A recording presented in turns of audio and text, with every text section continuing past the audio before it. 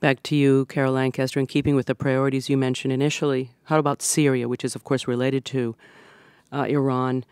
Do you think President Obama will deal with Syria differently in the coming weeks and months? Is there anything more the United States could do? The United States has been criticized by many people here, many members of Congress, that we should be doing more humanitarian aid, more military assistance to the rebels. There's so much at stake with Syria if it implodes. What's your sense of how much President Obama is likely to pay attention to this deteriorating problem?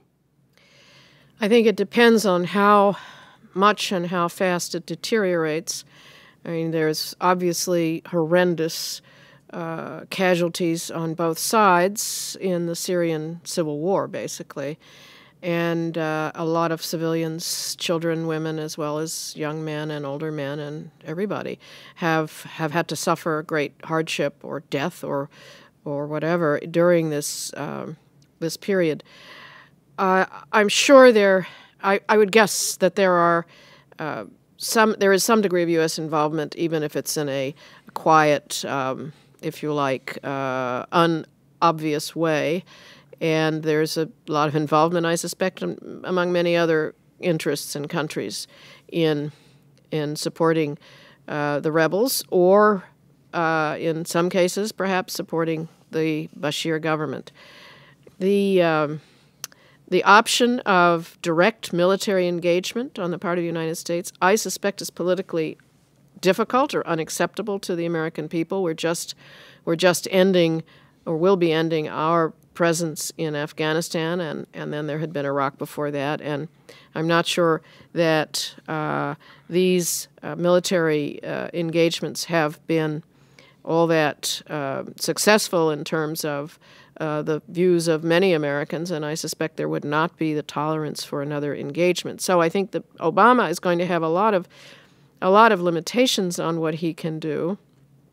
But there's all kinds of options between doing nothing and sending boots on the ground there, and I suspect that we are already engaged in some of those options. I say that without knowing anything from inside information, but one watches these things over the years and assumes that there's a little bit of something going on. All right. Well, Anthony Clark Arend, anything that you'd like to add? I read recently in the Washington Post an opinion editorial saying that if Syria continues to deteriorate, then this will haunt President Obama's second term and will go down as a failure.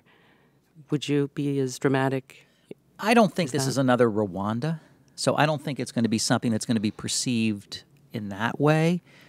I do think Carol is right. I'm not sure that the president can do anything more than he is already doing. He's constrained politically, both domestically and internationally. And I would also say, again, offering that I have no inside knowledge and I do not hold a security clearance, but I would suspect that there are a number of ways in which the rebels are being aided covertly in that conflict that may at some point in time be made known.